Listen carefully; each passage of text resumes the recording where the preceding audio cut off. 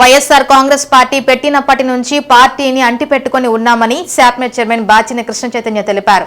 VIP రోడ్లోని MLA బాలిని శ్రీనివాసరెడ్డిని మర్యాదపూర్వకంగా కలిసి మీడియాతో మాట్లాడారు. పార్టీ మారుతున్నానన్న వార్తలు పూర్తిగా నిరాధారమైనవని అన్నారు.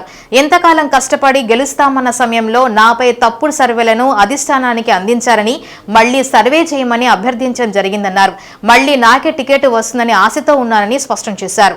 అధిష్టానాన్ని పునఃపరిశీలించమని కోరడం జరిగిందన్నారు.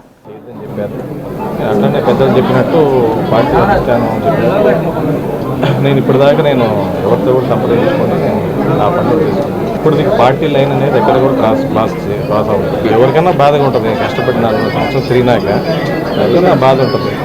అందుకే మళ్ళీ పని పునఃపరిశీలించండి, సర్వే చేయండి. మళ్ళీ సర్వే చేసినాక సర్వే రిజల్ట్స్ ఎట్లా ఉంటుందో దాన్ని బట్టి ఒకసారి నిర్ణయం చెప్పండి అని చెప్పాము. ఒకవేళ సర్వేలో మళ్ళీ మీకు ఎగరెస్ట్ వస్తే ఏం చేయమంటారు అని అది కూడా ఇప్పుడే చెప్పండి అన్నారు. ఇప్పుడు ఎట్లా చెప్తాను నేను? అది మీరు సర్వే చేయండి. సర్వే 100% నేను నాకే వస్తుందనే ధీమా ఉంది. తప్పనిసరి మీరు సర్వే చేసి పిలిపండి, ఆ రోజు మాట్లాడదాం చెప్పాను. ఆ రోజు 15 రోజులు అయింది. ఇప్పుడు ఇది జగన్మోహన్ రెడ్డి గారి జన్మదినాన్ని రోజున ఆ రోజు సాయంత్రం రోజు మాట్లాడింది. ఇప్పటికి 1 నెల రోజులు దాటింది.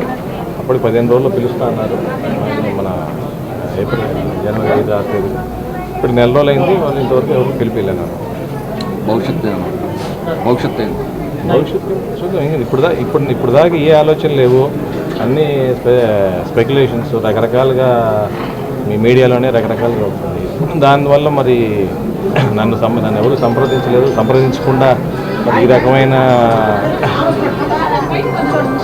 ఇన్ని రోజులు పార్టీ పెట్టినప్పటి నుంచి మా నాన్నగారు వైఎస్ఆర్ పార్టీ కోసం పనిచేశారు. వైఎస్ఆర్ పార్టీ 2014లో పార్టీ అభ్యర్థి కోసం కృషి చేసిన సంగతి అందరికీ తెలిసింది. ఇప్పుడు 19లో పోటీ చేసాం, ఓడిపోయాం. అందరూ కూడా గమనిస్తూనే ఉన్నారు. చివరిలో ఇక మనం పోటీ చేస్తాం, 100% మనం గెలుస్తామనే తరుణంలో ఈ రకంగా జరగటం అది కొన్ని శక్తులు జగన్మోహన్ రెడ్డి గారు తప్పనిసరిగా నా మీద మంచి అభిప్రాయం ఉంది.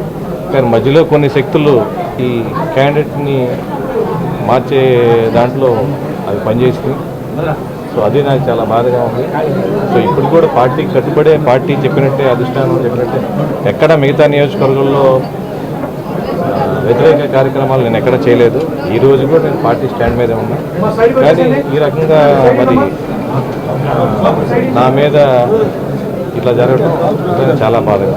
నేను ఈ రోజు వరకు పార్టీ మాట్లాడాలని నేను ఎక్కడ చెప్పలేదు. నేను ఎవరిని కలవలేదు.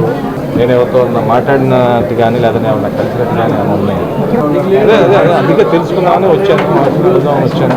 అందుకు వెళ్ళి ఈ రకంగా నన్ను ఇబ్బంది పెట్టాల్సిన పరిస్థితి ఉంది. ఇప్పుడు సర్వే చేయమని చెప్పాము, మళ్ళీ టికెట్ వస్తుందని ఆశిస్తున్నాను నేను. అది తర్వాత అది వాళ్ళు ఏం చెప్తారో దాన్ని బట్టి తర్వాత నేను చెప్తాను.